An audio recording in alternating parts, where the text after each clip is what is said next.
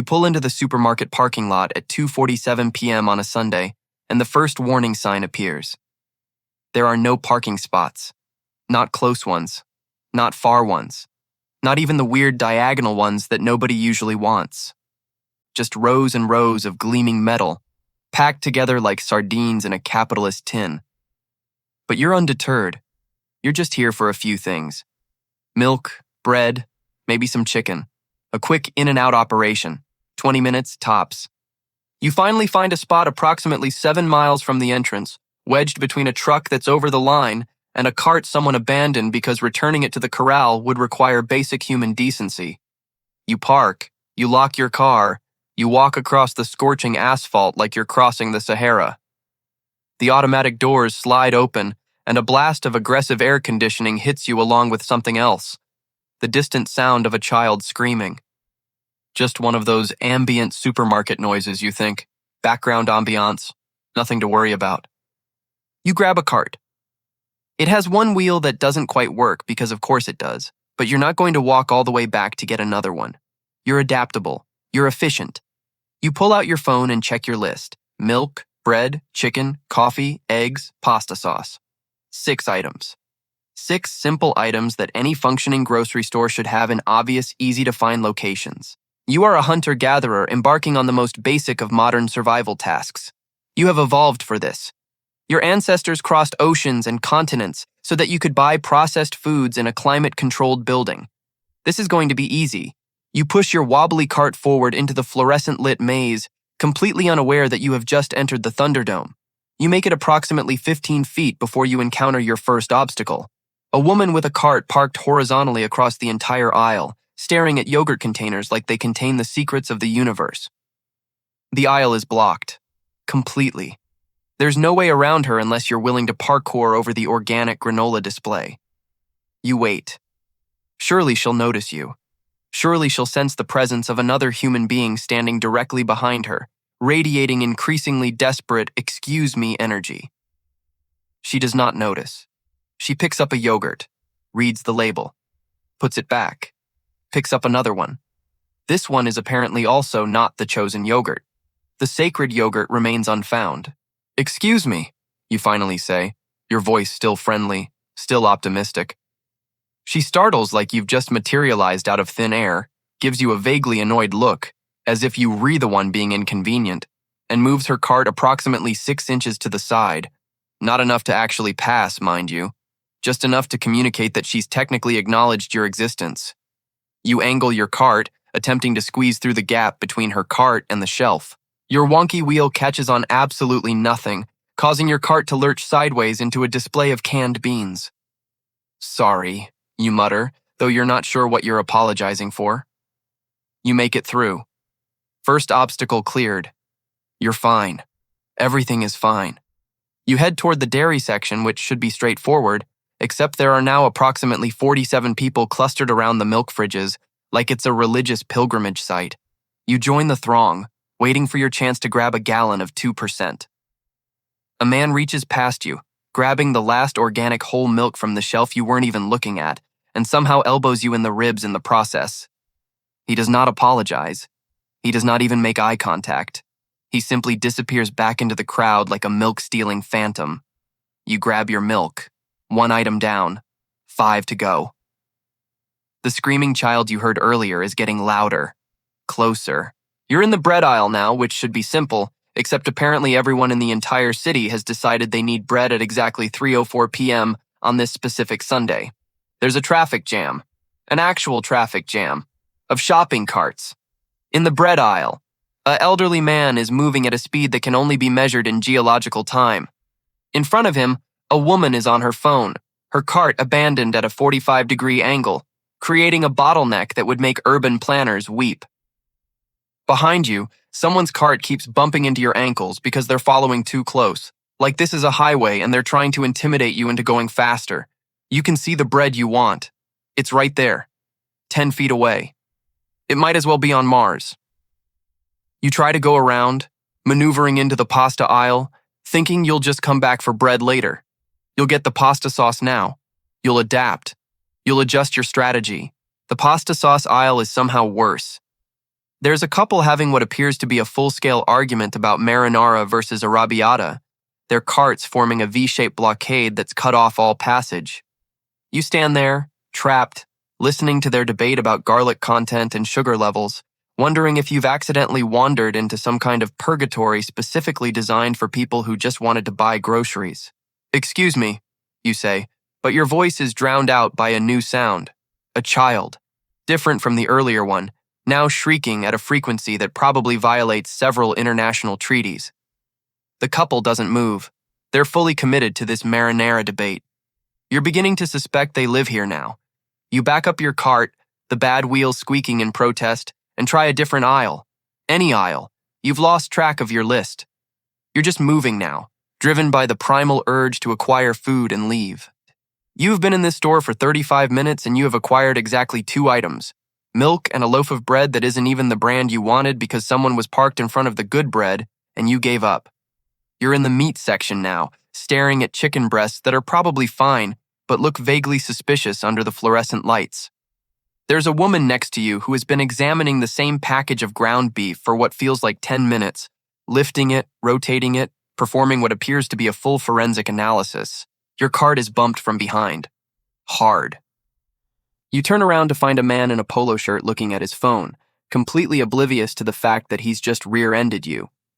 "Sorry," he says without looking up, without sounding even remotely sorry. Something inside you cracks. You grab a package of chicken, any chicken you don't even care anymore, and throw it into your cart with more force than is strictly necessary. The package lands with a pathetic slap against the bottom of the cart.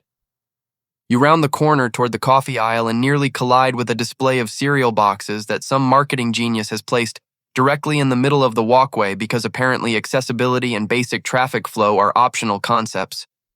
There's a child, the screaming child, you've finally located the source, lying on the floor having a complete meltdown while their parent stares at their phone with the defeated expression of someone who has simply given up on life.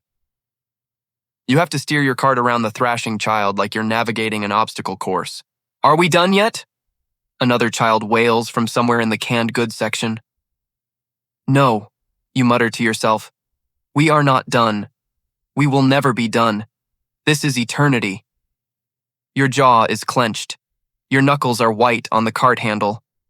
You can feel your blood pressure rising with each subsequent cart collision, each person who stops in the exact center of the aisle, each crying child that adds to the symphony of chaos.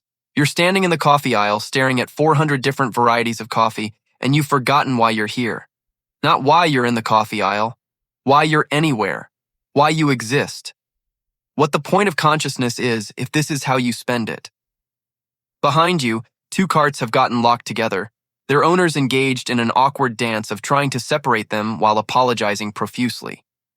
In front of you, someone has abandoned their cart entirely and disappeared, leaving it as a monument to their own surrender. You check your phone, 3:42 p.m.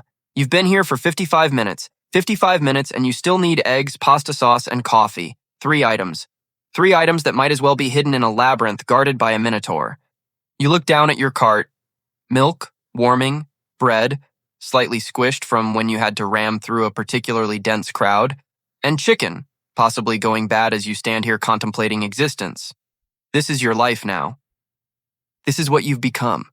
A person trapped in an eternal Sunday afternoon, surrounded by strangers who have all collectively forgotten how to navigate shared public spaces. You think about just leaving, just abandoning your cart right here, walking out, never coming back. You could order groceries online. You could move to a remote cabin and live off the land. You could simply stop eating. All of these options seem equally viable. A store announcement crackles overhead. Cleanup needed in aisle 7. You are in aisle 7. You look down. Someone has dropped an entire jar of pickles. The smell of brine and defeat fills the air. You step over the pickle carnage and keep moving, a hollow shell of the person who entered this store an hour ago. You've given up on strategy. You've given up on efficiency. You've given up on being a polite member of society. You see a gap in the crowd and you take it, pushing your cart forward with the aggressive determination of a linebacker. Someone says, "Hey," as you cut them off. You don't care. You cannot care anymore. You're in the egg section. You grab a carton. You don't check if any are broken. That's a problem for future you, the you who still has the energy to care about things like cracked eggs. Pasta sauce. You barrel toward the pasta aisle like a shopping cart cavalry charge. The couple is still there, still debating tomato-based condiments. You reach between them, grab a jar at random, and retreat before they can involve you in their discourse. Coffee. The final item. The last obstacle between you and freedom. You're moving against traffic now, going the wrong way down a one-way aisle, but the social contract has been broken. There are no rules anymore. There is only survival. A woman gives you a dirty look as you force her to move her cart. You stare back with the dead eyes of someone who has seen too much. She looks away first. You grab coffee. Any coffee. The first bag your hand touches. It could be decaf for all you know. It could be not even coffee. It could be a bag of decorative pebbles. It doesn't matter. You have all 6 items. You are complete. You are leaving. The checkout line stretches back into the freezer section like a bread line in a dystopian novel. Every single register is open, and every single line is 15 people deep. You pick a lane at random. The person in front of you has a cart overflowing with enough food to survive an apocalypse. They will require at least 45 minutes to check out. You know this in your soul. You stand there, your cart blocking the frozen pizza case, becoming the very thing you hated an hour ago, an obstacle for other shoppers. You've become part of the problem. You've lost yourself. 23 minutes later, you're loading your groceries onto the conveyor belt with the mechanical movements of a robot whose programming is degrading. The cashier makes small talk about the weather. You make a noise that might be words. Your total is $47 for 6 items. This seems wrong, but you're too broken to question it. You shuffle toward the exit, your bags cutting off circulation to your fingers, your spirit crushed into a fine powder. You step outside into the late afternoon sun. It's 4:38 p.m. You have been in that supermarket for 111 minutes, almost 2 hours of your finite existence on this planet, spent navigating around strangers and their spatial awareness failures. You walk across the parking lot, passing people who are just arriving, their faces full of hope and naive optimism. You want to warn them. You want to grab them by the shoulders and tell them to turn back, to save themselves. But you don't. They wouldn't listen anyway. They have to learn this lesson themselves. You load your groceries into your car. The milk is warm. One of your eggs is definitely cracked. The coffee is decaf. You sit in your driver's seat, hands on the steering wheel, staring at nothing. You survived. Barely. You have groceries. Technically. As you pull out of the parking spot, you make a vow. Never again on a Sunday. Never again at 2:47 p.m. Maybe never again at all. But you know the truth. You'll be back. Next Sunday, probably. Because you're human, and humans need food. And this is the price of civilization. You drive home in silence, forever changed, carrying your warm milk and broken eggs like a warrior returning from battle. Scarred, weary, defeated, but alive. Here's a sneak peek at the next video. You're going on a trip. 5 days. Just 5 simple days in a place with a predictable climate and a fairly standard dress code. This should be straightforward. This should be easy. You stand in your bedroom at 8 p.m. the night before your 6 a.m. flight, staring at your empty suitcase with the confidence of someone who has never learned from past mistakes. This time will be different. This time you're going to pack smart, efficient, minimalist even. Thanks for watching. See you next time.